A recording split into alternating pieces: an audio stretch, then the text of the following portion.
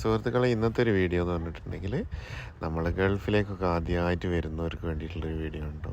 ഈ കൊണ്ടുവന്ന് വെച്ചിട്ടുള്ളത് ചോറാണ്. ചോറിന് അറബിയിൽ റൂസ് എന്നാണ് പറയുക. ഈ കാണുന്നത് ചോറ്, ഇത് രണ്ടാൾക്ക് കഴിക്കാനുള്ള ചോറാണ്. ചോറ് ഷവായ. അതാ ചെറുനാരങ്ങക്ക് നമ്മൾ ലൈമോൺ എന്നാണ് അറബിയിലും പറയുക, ഇംഗ്ലീഷിലും ലൈമോൺ. ഉള്ളിക്ക് നമ്മൾ പറയുക അറബിയിൽ ബസൽ എന്നാണ് കേട്ടോ പറയുക. അപ്പോൾ ലൈമോൺ വസല് നമ്മൾ ഒഴിച്ച് ഇപ്പോൾ ഒരു കടയിലേക്ക് നമ്മൾ കയറിയിട്ടുണ്ടെങ്കിൽ ഒരാൾക്ക് കഴിക്കാനുള്ളതാണെങ്കിൽ കപ്സ വാങ്ങുമ്പോൾ റൂബ കപ്സ എന്ന് പറയുക. അപ്പോൾ ചെറിയ ഒരു കോഴീൻ്റെ കാൽഭാഗം റൂബ കപ്സ. പിന്നെ രണ്ടാൾക്ക് കഴിക്കാനാണെന്നുള്ളതെങ്കിൽ ഒരു ന്യൂസ് ഷവായ ആണെങ്കിൽ ന്യൂസ്, എന്താണെങ്കിലും ന്യൂസ് എന്ന് പറഞ്ഞിട്ടുണ്ടെങ്കിൽ ഒരു കോഴീൻ്റെ പകുതി. ഈ ഗ്ലാസ്സിന് കാസ് എന്നാണ് പറയുക, കാസ്.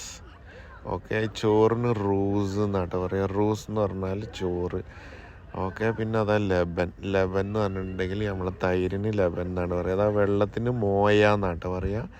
മോയ എന്ന് പറഞ്ഞിട്ടുണ്ടെങ്കിൽ വെള്ളം. അപ്പം ഞങ്ങൾക്ക് വെള്ളം വേണമെന്നിപ്പം ആരോടെങ്കിലും ചോദിക്കണമെങ്കിൽ അനയബുക്ക മോയ, എനിക്ക് വെള്ളം വേണം. മോയ ഫീ മൗജൂദ് എന്ന് ചോദിച്ചിട്ടുണ്ടെങ്കിൽ വെള്ളം ഉണ്ടോ എന്നാണ്. മോയ എന്ന് പറഞ്ഞാൽ വെള്ളം.